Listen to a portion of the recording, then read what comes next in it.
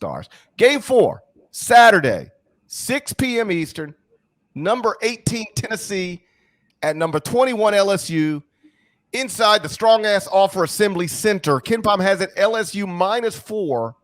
You can watch it on ESPN2.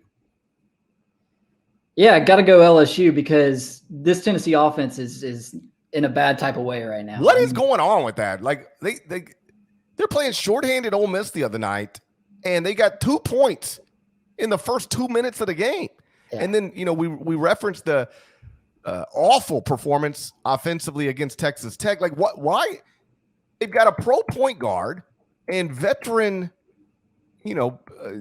starters all over the court, and they can't score. Or at least often they find themselves in situations where they can't score. It's been the exact opposite of what I expected from this Tennessee team because they lost from last year's team, which was a really good defensive team last year and a really poor offensive team.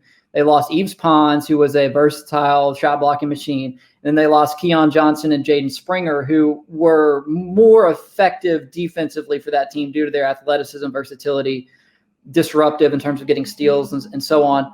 They lost those 3 players who I think most folks would have told you were their best 3 defensive players, and they replaced them with the likes of Kennedy Chandler and Justin Powell and Brandon Huntley-Hatfield and players who you assumed would be really help them offensively, but it's just been more of the same. So in one respect, you have to give credit for Tennessee and to Rick Barnes for maintaining that high level of defensive efficiency. But on the flip side of it, they have tried to become this team that shoots a bunch of threes and can slow it down or speed you up or what have you, but it really hasn't worked. I think the lone notable exception to that would be their performance against Arizona, where they did play fast. They matched Arizona's tempo. They did it quite successfully because their defense was so disruptive. But in this environment against LSU, you're talking as of right now, LSU having the number 1 ranked defense at KenPom, and you're talking about Tennessee being on the road. And I just think that's a tough situation because LSU is, credit to Will Wade. He's replaced his top 3 players from last season with a bunch of guys from his last 2 classes who were not necessarily like, all out 5-star, like the types of players who we would associate Will Wade with making offers to, and he's turned a bunch of guys who are like, in the range of 50 to 100 in the recruiting rankings into like a really good team. So I just don't think that Tennessee's offense being the way that it is equipped to go on the road right now and beat the team with the number 1 ranked defense in the country. Yeah, I'm with you. I mean, I don't want to oversimplify it, but if you're having problems scoring against shorthanded Ole Miss at home, good luck scoring, at LSU. This is a game, between the 2 best defenses in the country, according to KenPom. But one of them is going to be at home, and one of them, is rolling right now. They're 13-1. LSU is. The lone loss is at Auburn, and I know that got away from them a little bit, but Auburn looks like a national championship contender. So, yeah, I mean, it's just hard to, looking back on it, it's wild to think, like, how did Tennessee go score 77 and beat Arizona, given the way that offense has looked in other spots this year? But I don't know. Maybe it's recency bias, but I can't watch what I watched the other night and think that team's going to go to LSU and win.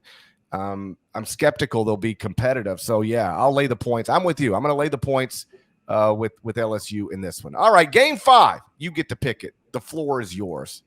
Okay, GP, we are going Miami at number 2 Duke. It's Duke -15 per KenPom, and I have a trivia time. Oh, trivia time. Okay, let's go. Yes. Okay, Gary. When was the last time that Miami started 4-0 in ACC play? God. They are 4-0 right now. That's why I'm asking.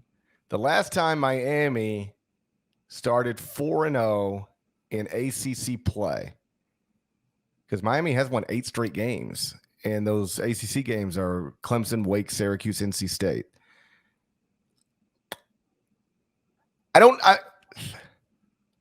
Miami started 4-0 in 2011. Ooh, you're in the neighborhood. So it was the 2012-13 season. As it pertains to our pick, the game is being played at Duke. So the Blue Devils will have the home court advantage. Miami won't get to enjoy the nice weather of its campus. So I'm going Duke. minus 15. And because, I mean, let's be real. We're talking about a Miami team here that is 4-0 in league play. But, Gary, they are 213th in defensive efficiency at KenPom. 213th. That's not good. It's not. It's not. So I think Duke's going to score a lot of points. And the fact is, I mean, don't get me wrong. It's great that Miami's off to a 4-0 start. It's another situation where you'd love to see the underdog continue to thrive. But there are 4 victories to this point. You mentioned the teams earlier: Clemson, NC State, Wake Forest, and Syracuse. All those wins are by single digits. So it's not like they're out here blowing people away. Teams are scoring on them pretty easy. They've got some really good guards that are fun to watch, but I think Duke wins this one pretty easily. Another thing to note about Miami's 4-0 ACC record: 4 home games, which is unusual. You don't usually get to start conference play with 4 home games, but the 4 wins are all in Coral Gables. This is obviously going to be inside Cameron Indoor. I think Duke wins the game, obviously, but that's a big number, like 15 points. I'll take the points in Miami, but Duke wins the game, 9 to 13 points, somewhere in that range.